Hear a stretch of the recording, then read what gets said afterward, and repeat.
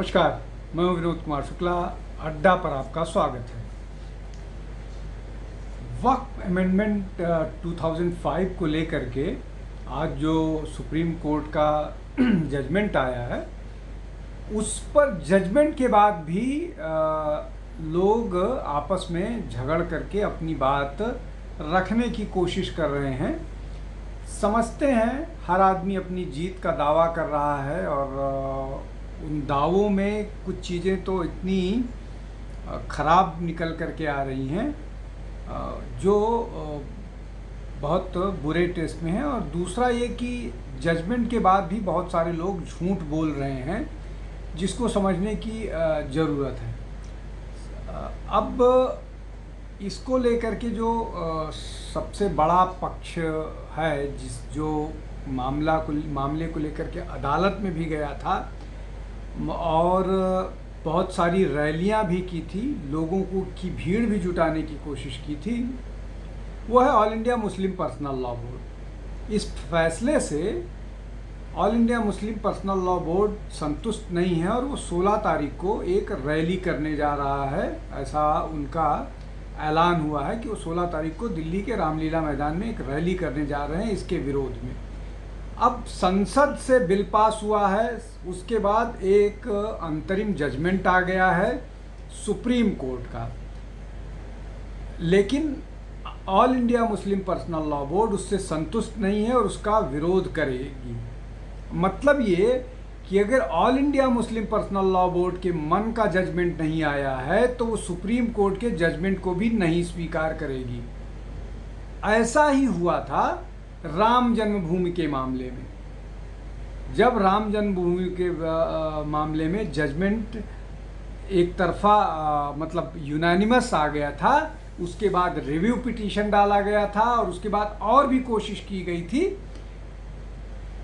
सबके बावजूद all India Muslim personal law board से जुड़े हुए लोग, ओवैसी और उलेमा अभी भी ये कहते हैं कि ये जो राम जन्मभूमि का जजमेंट है वो कहीं भी उसमें ज़मीन के नीचे किसी पुराने मंदिर के पाए जाने के सबूत नहीं मिले हैं। ये झूठ बोलते हैं। मैं ऐसी बात क्यों कर रहा हूँ?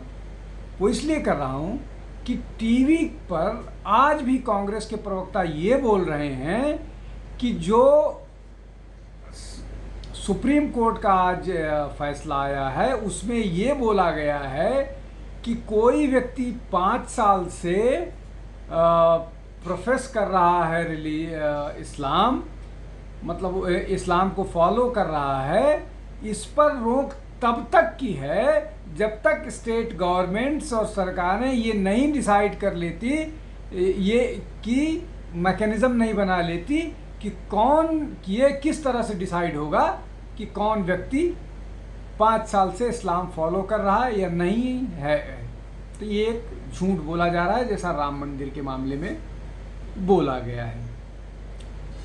दूसरा जो महत्वपूर्ण मसला है, जिसको सरकार चाहती थी कि जो कलेक्टर है वो डिसाइड करे और वो रिपोर्ट दे दे, और जब तक उसकी रिपोर्ट नहीं आ जाती तब तक वक्फ की ज़मीन को जो है वो वक्फ माना जाए, जिसको जा रहा है उसको वक्फ ना माना जाए। इसको सरकार ने स्टे कर दिया है।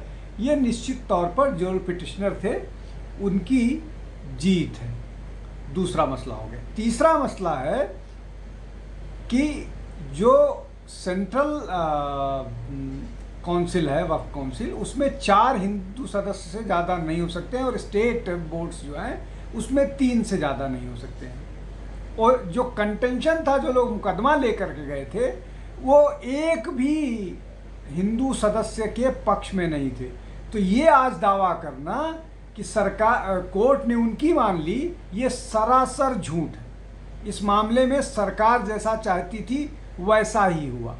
सरकार किसी भी दृष्टि से किसी भी उसमें वक्फ बोर्ड में पूरी तरह से सिर्फ हिंदुओं को नहीं डालना चाह रहे, डालने का कोई कानून नहीं लेकर के आए। तीसरी बात यह है, जो वक्फ ट्रिब्यूनल है उसमें जो है जो 3 सदस्य हैं वो एक डिस्ट्रिक्ट जज लेवल का अधिकारी होगा, एक मुस्लिम कानून का जानकार होगा और एक जो है और व्यक्ति होगा जो एक्सपर्ट ही होगा। तो ये स्थिति है। और ट्रिब्यूनल में जो जज हो अगर है तो वो कानून के हिसाब से बात करेगा। तो वो भी स्थिति वैसी ही है। तो इसको अगर कोई दावा करता है ये उनकी जीत है तो ठीक नहीं है। अब इसके बाद सीईओ के मसले पर आते हैं। सीईओ के मसले पर कोर्ट ने कहीं से भी ये स्टे नहीं किया है कि सीईओज जो होंगे वो केवल मुसलमान होंगे।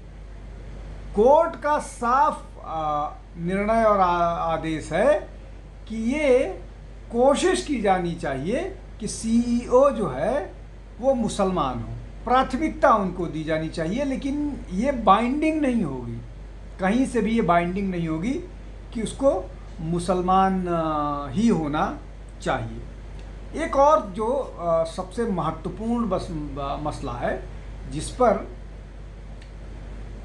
कोई चर्चा नहीं कर रहा है, वो चर्चा इसलिए नहीं कर रहा है जिस मामले को लेकर के सबसे ज़्यादा अग्रेसिव थे सब के सब, चाहे असदुद्दीन ओवैसी हो, चाहे all India Muslim personal law board हो, चाहे अरशद मदनी हो, मतलब जमीयत उलेमा हिंद वाले, या जो किशनगंज में कांग्रेस के सांसद हैं मोहम्मद जावेद, या और कोई। वो था मसला वक्फ बाई यूज़र को लेकर के। वक्फ बाई यूज़र को हटाने की सरकार ने बात कही। उसका जो क्लॉज हैं कि वक्फ बाई यूज़र जो है वो नहीं होना चाहिए। अब इस मसले पर अदालत ने बहुत स्पष्ट तौर पर कहा है कि वक्फ बाई यूज़र जो है वो नहीं हटाया जा रहा है। वो कहीं से भी जो है आर्बिट्रेरी नहीं है। जो सरकार ने नया कानून बनाया है उसमें वक्फ बोर्ड जो यूज़र हटाने, वक्फ बाई यूज़र हटाने की बात है, वो आर्बिट्रेरी नहीं है। इसलिए आर्बिट्रेरी नहीं है कि बहुत सारे उसमें अदालत ने अपने तर्क दिए हैं कि ये आर्बिट्रेरी नहीं है, इसलिए इसको नहीं हटाया जाएगा। और उसमें सबसे महत्वपूर्ण तर्क है कि ये रिट्रोस्पेक्टिवली नहीं चलेगा, ये रिट्रोस्पेक्टिवली इफेक्ट से नहीं लागू होगा। तो ये बात समझ में आ जाए। और ये कोर्ट में जो है सॉलिसिटर जनरल ने एफिडेविट में बात कही थी। अब इसके अलावा जो और वक्फ से जुड़े मसले हैं, महत्वपूर्ण हैं, वो है रजिस्ट्रेशन को लेकर के कि कोई भी प्रॉपर्टी अगर रजिस्टर्ड नहीं होगी तो वो वक्फ नहीं होगी। 103 साल से 1913 से लेकर के और आज तक रजिस्ट्रेशन का प्रोविज़न हर वक्फ कानून में था, लेकिन फिर भी रजिस्ट्रेशन नहीं कराया गया और वक्फ की प्रॉपर्टीज़ बढ़ती रहीं। तो वक्फ प्रॉपर्टी का रजिस्ट्रेशन कराना होगा और वो उस पर सरकार कोर्ट ने कोई छूट, कोई ढील या कोई स्टे नहीं किया। इसके साथ साथ अब जो और महत्वपूर्ण चीज़ें हैं कि ऑडिट होगा, जितनी भी वक्फ प्रॉपर्टीज़ हैं उनके लेन देन का, उनके उसका ऑडिट होगा। महिलाओं की भूमिका इसमें जोड़ी गई है, जिसको लेकर के विरोध, मतलब अदालत में विरोध नहीं किया जा रहा था लेकिन बाहर विरोध किया जा रहा था। तो अगर आप मोटा मोटी देखें, उसमें एक सेटबैक सरकार को वो डीएम वाला है कि वो सरकारी ज़मीन पर अगर वक्त कोई घोषित कर दिया है तो उसको जो है वो गवर्नमेंट ऑफिसर तब तक जब तक इन्वेस्टिगेट नहीं कर लेते हैं तब तक उसको वक्फ नहीं माना जाएगा। इसको स्टे कर दिया है। तो ये एक बड़ा झटका अगर माना जाए तो निश्चित तौर पर इसको सरकार का एक बड़ा झटका आप मान सकते हैं। बट अगर आप मोटा मोटी वक्फ को लेकर के जिन जिन बातों पर विवाद उठाया गया था, जिन जिन बातों को लेकर के विरोध जताया गया था, वो कहीं से भी अदालत ने रोका नहीं है। अब इसमें चाहे जो भी नेता हों कांग्रेस के, बाकी सारे लोग, इसलिए कि मसला कुल मिलाकर के यही, जैसे वक्फ बाय यूज़र को लेकर के असदुद्दीन ओवैसी ने कहा था कि सबसे ज़्यादा वक्फ बाय यूज़र जो है उत्तर प्रदेश में है, उनका क्या होगा। और इस तरह की और बहुत सारी प्रॉपर्टीज़ हैं, वो सब उन पर अब धीरे धीरे उन पर फैसले होंगे और उनका मामला डिसाइड होगा, जो कोर्ट में है, जो नहीं है, वो सब। तो अब इस सब मामले में सब ने चुप्पी साध के रखी है। इसके अलावा जो अब डिसाइड हुआ है कि अब कोई भी वक्फ करेगा तो उसको वक्फ रजिस्टर के थ्रू ही, वक्फ रजिस्टर्ड ही कराना पड़ेगा, उसके अलावा कोई चारा नहीं। इसलिए कि अब तक किसी भी आर्बिट्रेरली जिसको भी चाहते थे उसको वक्फ प्रॉपर्टी डिक्लेयर कर देते थे। 1400 साल पुराना मंदिर, होटल्स, गवर्नमेंट बिल्डिंग्स, उसके अलावा गुरुद्वारे, चर्चेस, 2 5 स्टार होटल्स हैं, एक हिल्टन, एक हैदराबाद का, और उसके अलावा यहाँ तक कि अंबानी का जो अंटालियो है उसको भी वक्फ की ज़मीन घोषित की गई है, उसको भी वक्फ की ज़मीन कही जा रही है। इस तरह के और दावा करने वाले तो पार्लियामेंट को भी वक्फ माना कह रहे हैं और कहते हैं कि उसका किराया चाहिए। तो ये इस तरह की स्थिति है।